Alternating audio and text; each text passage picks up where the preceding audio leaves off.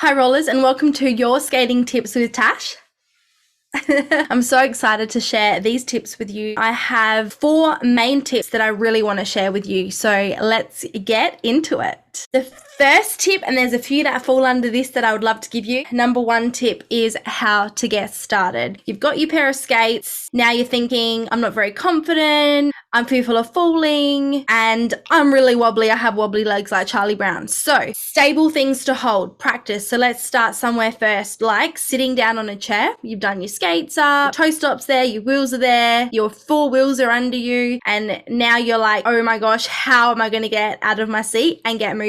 So what I want you to practice is putting your hands on the chair next to you, putting your feet into the floor, leaning those knees and pushing your butt back when you stand up, and then stand yourself up and then sit back down again. Almost like you're doing squats, like you're going to the gym without your skates on.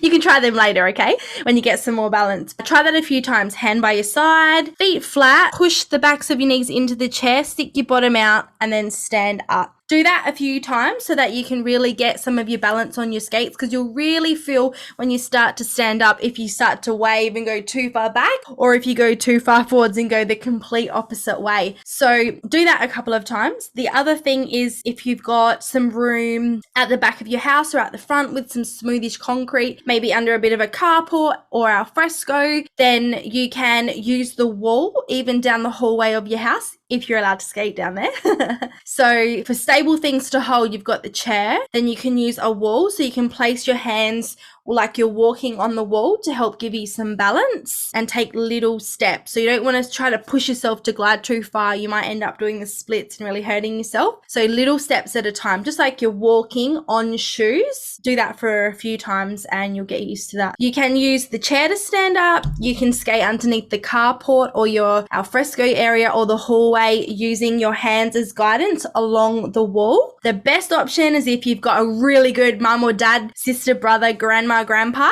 that can help you, or a skating buddy where you can go together. Someone can support you. So they might be off skates, or unless they're really experienced on skates, they will hold you with their palm up so you can hold your hand on top and keep nice and close, and then they might help guide you as well. And the other option is, if you've ever heard of something like a skate aid before, so it's something that's sort of made with some piping. It's like a 90-degree angle, and then it's got some piping that goes down with wheels as well, and it's got a really good solid frame for you to hold, so you can really use that to push you forwards while you're trying to learn to walk on skates. These are some great tips for you to get started. Let's just recap those again. We've got the chair to sit and stand up on.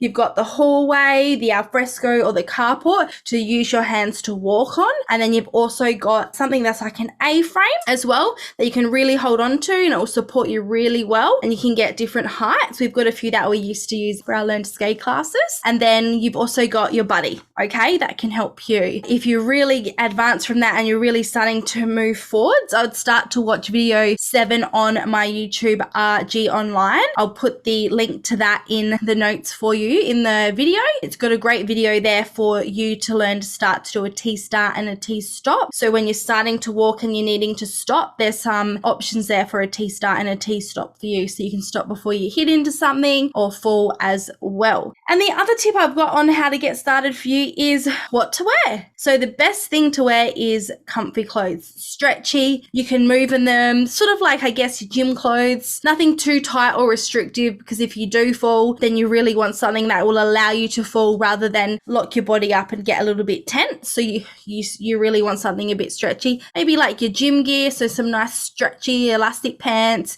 baggy jeans maybe, but yeah, nothing too restrictive because you want to be as flowing as possible, and nothing too long either because you don't want it to get stuck on your skates and then you roll over them, or you slip and fall over those as well, so that can be a little bit of a hazard. And if you're a little bit fearful of falling and being on your skates for the first time, then I would definitely recommend getting yourself some protective gear. Some people like to wear the helmets, the elbow pads, the wrist guards, and the knee pads as well. I personally am not a fan of the protective gear, but I've also grown up since I was 2 wearing a pair of skates to the age when I was 5, when I really started to get into my artistic roller skating, learning new tricks and skills and just learn how to fall. So I've never really been aware of protective gear, but it's definitely more popular now, and especially if you want to sort of skate indoors and outdoors, it's something really good to think about. Have a think about that. If you don't want to feel too restricted wearing that, then I'd recommend maybe just like the wrist guards and the elbow pads. That'll be a great place to start. You might fall over and get a little graze on your knee, but that's still a lot better than really hurting yourself or breaking something. So that'll help prevent some of those things for you. My number 2 tip for you is, where can I skate? Well, if you're in Adelaide, it's very hard to find places to skate. All our rinks have closed. There's not many places or venues that have much time or the floor surfaces that allow people to skate on. But you can get around it somehow, and it's becoming more and more popular. There are some indoor rec centres that you can skate at. The main thing that you might have to compete with is court time. There might already be some other popular courts or skating clubs already using that floor time. So it might be more difficult for you to get on there, but give it a go. There's quite a few rec centres that will let you skate, like Campbelltown in SA, just off of Lower Northeast Road. You've got the parks down at Regency. You've also got Noarlunga Leisure Centre. There's Blackwood. So you can try a few of those indoor places, and also Ingle Farm as well. Another place you can try is some outdoor areas. So you don't want it to be too rough and too asphalty, but the floor surface can be okay. You can deal with it. It's not the end of the world. And hey, at least you get out and get to skate, right? So you can use things like tennis courts, some of the ones that are quite smooth these days, really outdoor. They've been done up by the councils. They look really good. You can skate on anything that's more of a smooth, flat surface would be perfecto. You can skate in rage cages. There's some suburbs, and there's a great one in Golden Grove, and there's a couple others in, I think there's one down like Elizabeth Way, and there's others south, but they're like, you know, the multi-sports basically that you can do in your own leisure with your family, which is so great. They've got like soccer goals inbuilt into them, basketball rings, and it's, you know, covered by what they call a rage cage, so nothing can sort of go out, and it all stays inside this little area. So it is a lot smaller, but really great surfaces to get started. The only thing I'd recommend with like the outdoor areas is to maybe take a broom to be able to just give it a quick sweep over before you have a roll and try some tricks, because you don't want to slip on any leaves or fallen gum nuts or rocks and stones. So that'll just help, and then you'll have a really, really fun time. So you've got the rage cages, the tennis courts, some outdoor surfaces, and then there's also a couple of new places which have started and become really popular in Adelaide as well, which is the Mitsubishi Centre on South Road. There's some other undercover areas there, and also the Tonsley. All right, so maybe give those a go and see how you go. My third tip for you is, how many times a week should I skate, and for how long? Good question. You don't want to put too much in too quickly. If you haven't done this for a long time, or maybe you're just starting out, then your body will need some time to adjust. You don't want to cause any injury to yourself, and you might be really sore as well, especially after the first 1 or 2 times. You want to make sure, if you're just starting out, that you can get out and skate maybe 1 to 2 times a week. If you're feeling like that's really easy, then give it a go for 2 to 3 times a week, and possibly I would recommend around about 1 hour duration, maybe no more. You might find 1 hour is enough when you're doing 1 to 2 times a week if you're just starting out. And if you're ready to give yourself a bit of a challenge, then give it a go for just over an hour, hour 15, hour 20 for 2 to 3 times a week, and see how you go. And I do recommend potentially recording your progress as well. You might not like yourself on camera, but it'll be so great to see how far you've come in a 4-week time frame, from when you've just put your pair of skates on, trying to stand up out of your chair,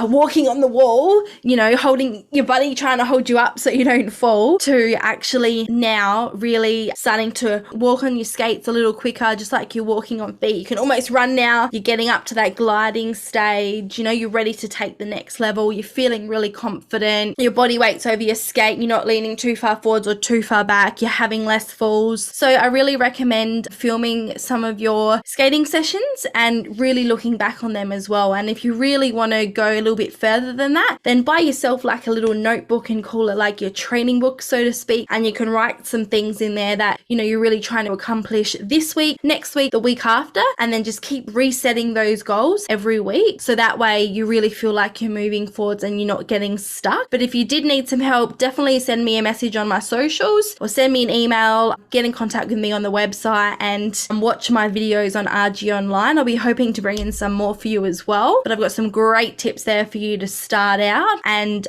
start to progress your skills. So have a look and watch those videos as well.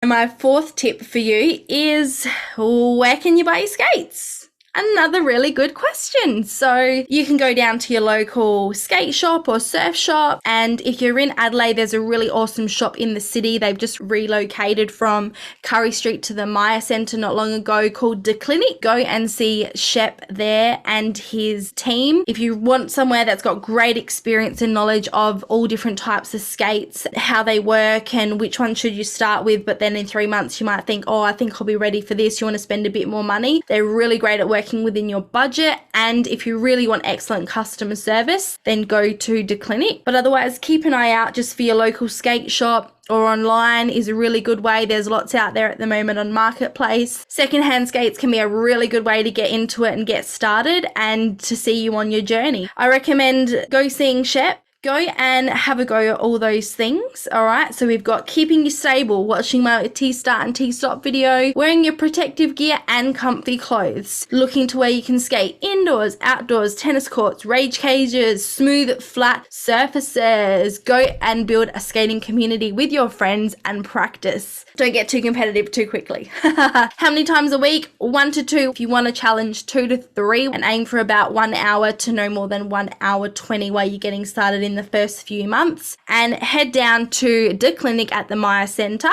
to go and buy your first pair of skates, get all your skating gear. They've even got wicked protective gear and different coloured laces as well. So go and head down and see them for all your skating needs. And I am done with my 4 tips for you, and I can't wait to share more ideas with you soon. Thanks everybody. Bye.